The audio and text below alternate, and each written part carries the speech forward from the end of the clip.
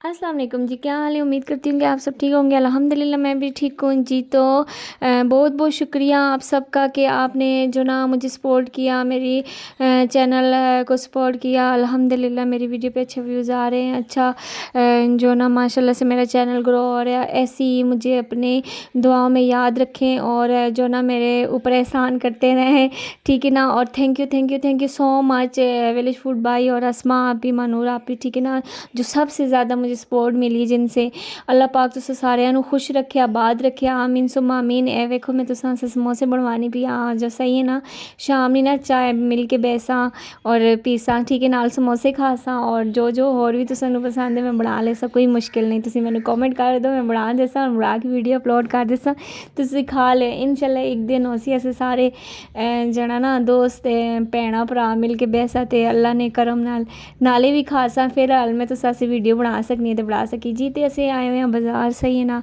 तुसी आखो अद्धी उर्दू ते अद्धी पंजाबी, दरअसल मैं की करा, मैं पंजाबी बोलने ना वो होवे नहीं आ कि उसा नहीं भुलवे नहीं माँ, फिर उर्दू बोलने लगी। उर्दू ना आदत है उर्दू बोलने नहीं ना, जदों दी मेरे पहले भी सी ते जदों दी मेरी शादी हुई है ना, फिर तो उर्दू टफ हो गई। ससुराल वाले सराइकी ने और माँ बाप मेरे पंजाबी ने, तो फिर मैं दोहां नहीं खबना माँ सराइकी समझ आनी है तो उन्ना साड़ी पंजाबी समझ नहीं आनी, फिर मैं की करनी उर्दू ही बोल लेनी हाँ, चंगी गल है ना।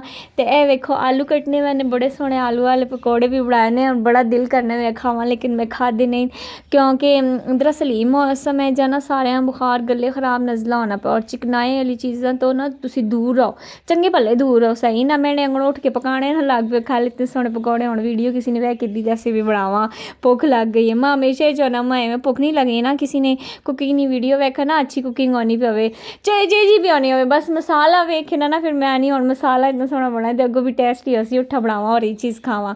अच्छा उस तो बाद वेखो असा खाना खाता है शामी, मलाकांड होटल है अटक ना मशहूर होटल, ठीक है ना, बड़े मज़े ने कबाब होने ने, असा कबाब खाते ने और चटनी इन्होंने बड़ी प्यारी होनी ने। तो आज तुसी भी खाओ, बिस्मिल्लाहिर्रहमानिर्रहीम, बिस्मिल्लाह पढ़ो और शुरू हो जाओ। वीडियो कैसी लगी कमेंट करियो, लाजमी मेरे चैनल सब्सक्राइब करो, माँ सपोर्ट करो और दुआओं से याद रखियो। अल्लाह हाफिज़ और थैंक्स अगेन सबका, सही है ना, बाय।